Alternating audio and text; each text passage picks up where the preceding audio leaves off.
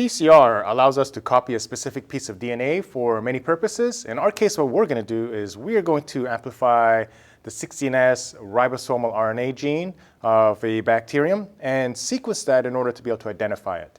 Now, generally, the more pure your DNA, the better it's going to be. However, the beautiful thing about PCR is that it's because there's so few components in it, generally, we can get some very crude DNA prep. So what we're going to do today is we're going to take our bacterium, we're simply going to boil it to break the cells open, and then there should be enough DNA in there of decent quality that allows us to amplify it.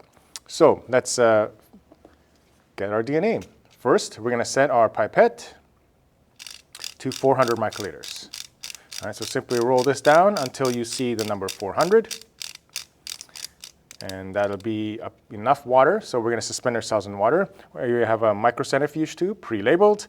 And then we have our water. And then we are going to simply, remember, first stop, nice and slow. I'm going to put that water away. Simply pop open. And then down to second stop, nice and slow. If you go really fast here, the water will shoot out. I'm going to close that. And then I'm going to discard my tip. So we're done with that for now. Here I have my cells, all right, our nice colonies. Grab a toothpick, and then I'm simply going to take one colony, right? So one of the things here, of course, we always think more is better, but generally, we don't want too much DNA. Too much DNA is actually bad for the PCR reaction. So one colony is all we want. So I'm going to choose, let's see how well does it show up here, one colony, and I want this one.